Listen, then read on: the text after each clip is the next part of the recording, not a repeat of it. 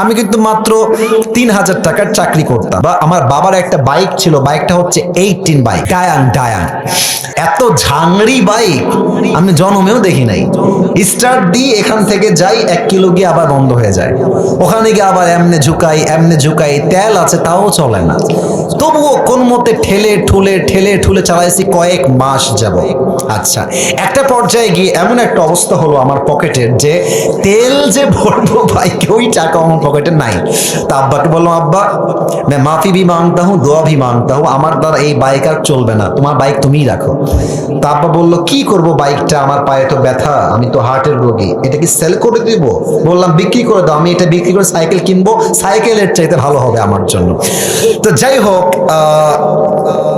বাইকটা বিক্রি করব ভাব, মানে এটা এইভাবে কখনো আমি আগে কোনো মাহফিলে বলি নাই, এতটা ব্যাখ্যা দিয়ে বলি নাই, আজকে বলছি বাইকটা বিক্রি করে দিব অভাবের জন্য।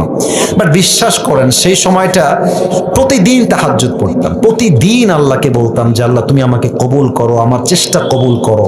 আর আমি দুইজনের ওয়াজ খুব বেশি শুনতাম, এক আজহারের ওয়াজ শুনতাম খুব বেশি, আর একজন আমি আল্লামা দেলোয়ার হোসেন সাঈদীর ওয়াজ খুব বেশি শুনতাম সেই সময়ের কথা। It has been 3 years or maybe 4 years back, 3 বা 4 বছর আগের কথা।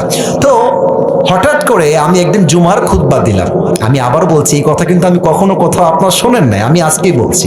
তো জুমার খুতবা দিলাম, আমি প্রায় 1 বছর যাবত জুমার খুতবা দেই, ভিডিও আপলোড হয়, কিন্তু কখনো কোনো রেসপন্স আসে না, আই মিন কেউ দেখে না ভিডিও। এই 10টা 20টা লাইক পড়ে, 2-1জন কমেন্ট করে, মাশাআল্লাহ, আমি তাতেই খুশি, আলহামদুলিল্লাহ, 2-1জন দেখলে আমার জন্য এনাফ বা আমার খুশি কারণ হয়ে যাবে। তো আমার মনে আছে হঠাৎ করে একটা ভিডিও আপলোড হলো আমাকে নিয়ে, মাশাআল্লাহ, ভিডিওর টপিক খুব ভালো ছিল, লাখ লাখ রিচ হয়ে গেল, একদিনেই মনে করেন যে 10-20 লাখ মানুষ দেখে ফেললো সেই ওয়াজটা। পরে মিডিয়ার থেকে আমাকে কল দেওয়া হলো যে আপনি জুমা পড়ান কোথায়, আমরা আপনার ভিডিও রেকর্ড করব। তো অনেক বড় একটা মিডিয়া আমাকে বললো যে আপনার ভিডিও একটা আপলোড দিব, আপনি ইনশাআল্লাহ অনেক দূর যাবেন, আপনার জন্য অনেক বেশি কাজ আসবে, আপনি কাজ করতে পারবেন আপনার দাওয়াতি ফিল্ডে। তো একটা মাহফিল করলাম, মাহফিলটা ছিল পাবনায়। মাহফিল ছিল কোথায়? পাবনায়। তো পাবনায় গেলাম, আমি হলাম 3 নাম্বার বক্তা, দ্বিতীয় বক্তা না, 3 নাম্বার। তো আমাকে যখন ওয়াজে দেওয়া হলো, দ্বিতীয় বক্তা খুবই রাগ, আমার টাইমটা তাকে কেন দেওয়া হচ্ছে, ওকে তো দিয়ে কাজ হবে না, ওকে নামান, দেখি দিয়ে কাজ হবে না, এটা 3 বছর আগের কথা, বেশি না, 3 বা 4 বছর আগের কথা। তো আমি ওয়াজ শুরু করলাম, কি বলবো, নিজের কথা বলছি না বা এটা আল্লাহর রহমত বলছি বলতে পারেন, আমি আধা ঘন্টা ওয়াজ করেছি, প্রত্যেকটা যুবক, আমি নেমে গেছি ওরা উঠে গেছে, মানে এই হুজুরকে আমরা ছাড়বো না, নেমে গেলাম, সেটা আপলোড হলো ইউটিউবে। হঠাৎ করে একদিন আমার বাসা ছিল রাজশাহীতে, রাজশাহীর আমাদের মেইন শহরে বাসা, আমার আব্বা জুমার খতিব এবং আমার আব্বা একটা মাদ্রাসার প্রিন্সিপাল। তো আমি বাইপাস দিয়ে যাচ্ছি বাইক নিয়ে, ভাই আমার কাছে কিছুই নাই, বিশ্বাস করেন, না আছে টাকা, আর আমার 2টা সাদা পাঞ্জাবি ছিল, আর আমি যেই জুমার খুতবা দিতাম, জুব্বা যে পরবো, জুব্বাও ছিল না ভালো, আমার বন্ধু থেকে জুব্বা ধার নিয়ে আসতাম যে বন্ধু দে, জুব্বাটা পরে মাহফিল করব বা একটু দোয়া করব, এই ওয়াজ হবে, আবার তোকে জুব্বা দিয়ে যাব। তো আমি এই অবস্থায় মাহফিলের জন্য বা রাস্তা দিয়ে হাঁটতেছি, তো হঠাৎ করে আমার কাছে একটা কল আসলো, বললো আপনি কি আবরারুল হক আসিফ বলছেন? এটা অনেক আগের কথা, আমার ক্যারিয়ার কিন্তু শুরু হয় না। বললাম জি ভাইয়া, আমি আবরারুল হক আসিফ বলছি, আপনি কে? তো বললো যে আমি অমুক জেলার থেকে বলছি, আপনার একটা মাহফিলের ডেট লাগবে। শুনে কলিজায় এত শান্তি লাগলো যে আলহামদুলিল্লাহ, আল্লাহ হয়তো আমার রাস্তা খুলতেছে, এই তো রাস্তা আমার খুলে যাচ্ছে। তা আমি একটু ভাব নিলাম, আমার কিন্তু ডেট মেট কিছুই নাই। বললাম ও আচ্ছা, ডেট নিবেন কবে, আমাকে তো দেখতে হবে ভাই। তো বলছে যে ভাই ডেটটা আমরা 2 মাস পরে নিব, যদি আপনি ডেট দেন তাহলে আমরা, ও তো ভাবছে মাশাআল্লাহ মিলিয়ন মিলিয়ন ভিউ, এ তো অনেক বড় বক্তা হবে রে ভাই। তো আমি একটু ভাবতাম, আমি বললাম ঠিক আছে, আমি ডায়েরি দেখে আপনাকে বলছি, আমার ডায়েরিতে কোনো ডেটই নাই। তো যাই হোক, পরে সে বললো যে ভাই ডেট কি আছে, ডেট কি হবে, আমি নিজেই, আমার তো ডেট লাগবে রে ভাই। আমি কল দিয়ে বললাম ভাই হ্যাঁ অমুক তারিখের ডেট হতে পারে, আপনি কি ডেটটা নিবেন? তো বলছে অবশ্যই নিব। তো বলছে যে ভাই আপনার হাদিয়া কত? আমি তো জীবনে হাদিয়াই নিই না, হাদিয়া কত বলবো।